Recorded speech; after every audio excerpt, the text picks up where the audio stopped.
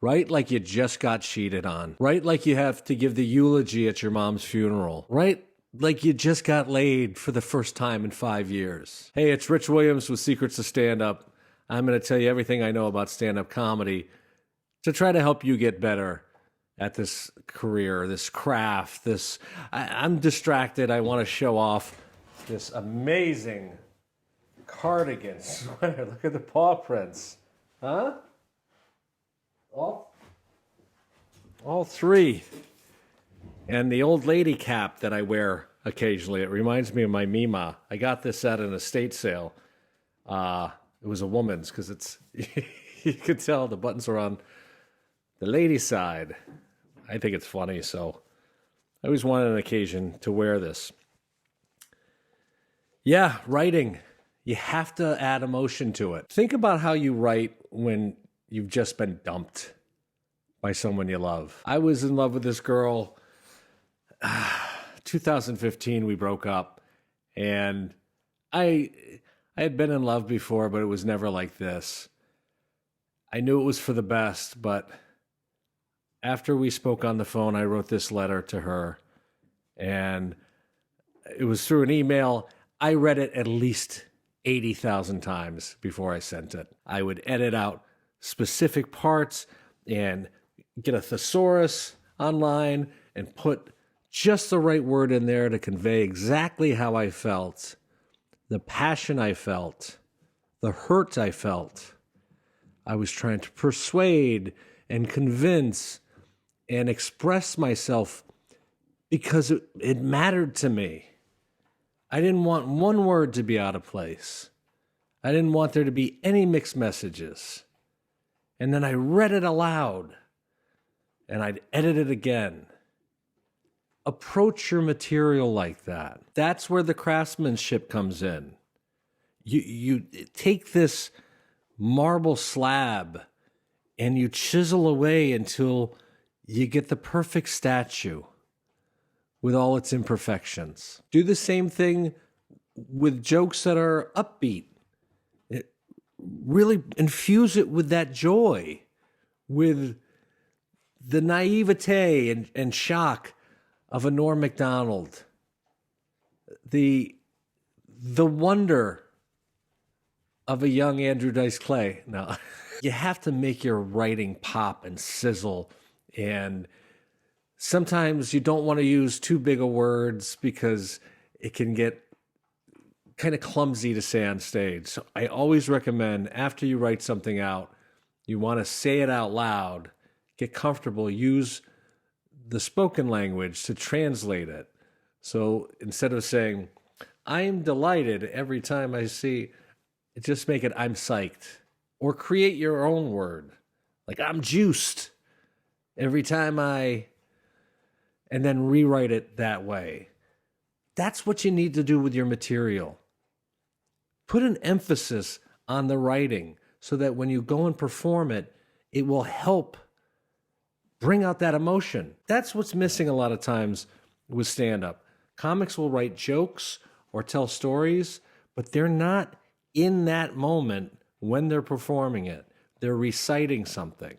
They're doing a monologue. If I am to talk like this and do my joke, it's a lot different than if I'm talking like this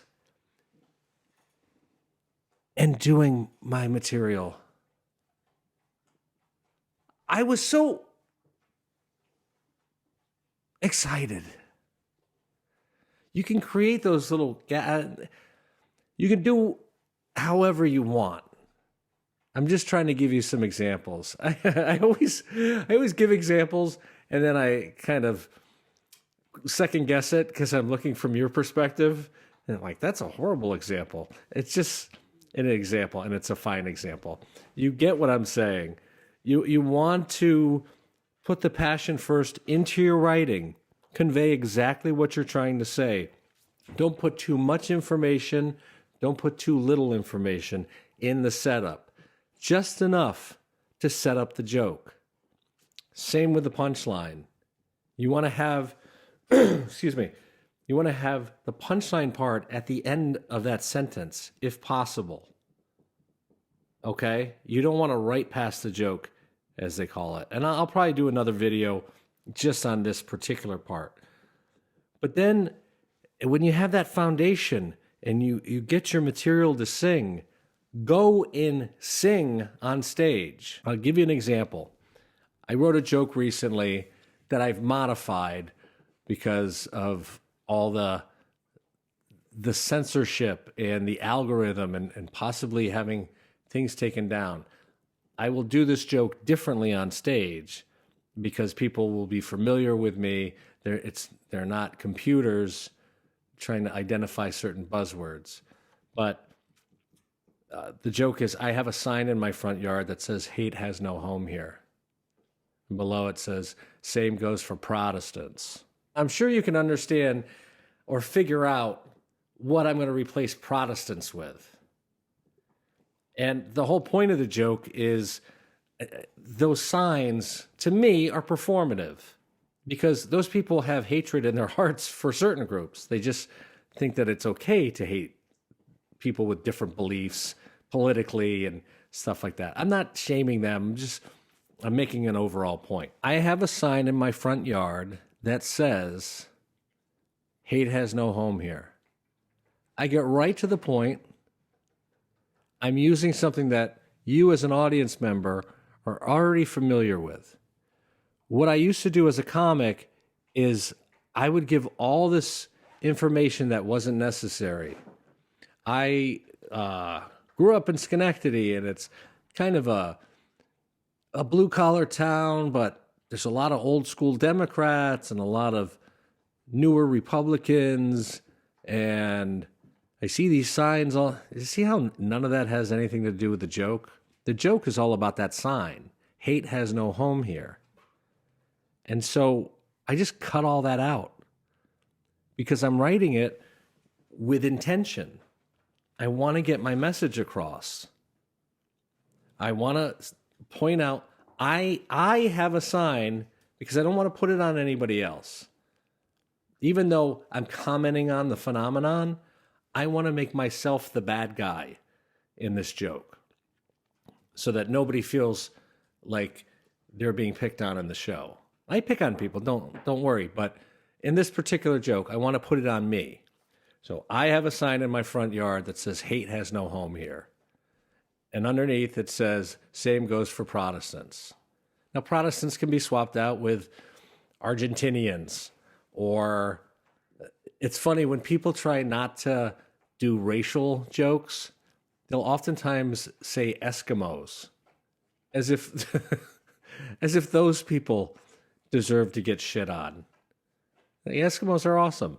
Same with the Amish. That's like such a cowardly out to say, "Hate has no home here. Same goes for the Amish." I'm only saying this way because I'm self-censoring on YouTube. I'd probably change it to Mexicans or blacks on stage because I talk about that stuff on stage and it's not ill will. And then I'll follow up and make a joke about the joke. When I'm doing this, I'm putting together a puzzle in my head. I know what the joke is already. I can see it. I need to figure out how to go from that sign, "Hate has no home here," into the computer. This is my fill light. It's my computer screen. Hate has no home here. The punchline is there is some hate here in this home. It's just for a certain group. So I think I'm being a good person, but I'm really not that great of a person. I need to do it so that I don't give too much information. And I also need to do it where I don't give too little. If I just said, "Hate has no home here," same goes for Mennonites, people be like, "What is he talking about?" The way that I put together a joke is I shuffle those puzzle pieces around and I swap different parts out. And then once I have the overall structure, it's like Jenga to me. I start taking out little pieces, little blocks, little words. And sometimes I'll replace those words with synonyms. But if I take too much out, the whole thing will collapse. So you have to be very careful. That's where being like a watchmaker comes in, or a sculptor, or a carpenter. You have to fiddle with it. And then you have to say it out loud to see how it sounds instead of just seeing it written. Then you have to perform it in a way that your tone gets across the point you're trying to make. So when I did this the first time in this video, I wasn't really thinking about the tone that much. I was just doing it how I felt I would do it on stage. I might go bigger or I might go smaller. I think the way that I did it is probably close to how I would do it on stage, because I want it to be just kind of sly and straightforward and confusing to the audience so that they're not really sure where I'm coming from. Those are the types of jokes I personally like a lot. I want the audience to involuntarily laugh before their brain can catch up with why they're laughing. You have to be careful with certain words. If as a white comic, if I even say the word black, if it's a predominantly white crowd, they all get very nervous. And so they could shut down immediately. If it's a mixed audience with black people, Latinos, whites, Asians, my material does great because, and this has become cliche now, but the whites check in with the minorities and try to see, are they laughing? Is this okay? As I say in one of my previous videos, everybody has a sense of humor. You don't have to be offended on someone's behalf. Here's another thing that's important about stand-up. You have to have the lights dimmed down low in the room so that people are comfortable laughing anonymously. Yeah, this is like 3 different videos in one. What I'd like you to focus on is put the same effort and intensity into writing your material as you would writing a breakup letter. Raise the stakes for yourself. Make it important. Don't let one bit or one joke be neglected. You have to water it. You have to prune it. Watch it grow out of the little cracks of the sidewalk of your mind until it blossoms and bends towards the sun to share its beauty with everyone in the audience, much like I shared the beauty of this amazing cardigan. I don't know if I'll crop it, but I got a great ass. Don't be scared, Willie.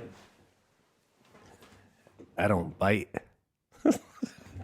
Call me Captain Cringe. That's it. I'll see you tomorrow. I make a video every day, and I release it at 11 in the morning Eastern time. I'm doing it for 100 days.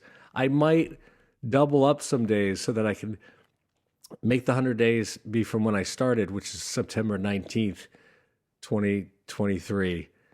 And that way it doesn't have to be 100 consecutive days. I can go back and scoop up all those older videos. Because I'm on video like 46 now, and I love doing them every day. But I figured out a way within the rules to accelerate the process. So maybe I'll do that. And I'll probably still keep making a video a day. But it's nice to hit your goals before the deadline. Thanks.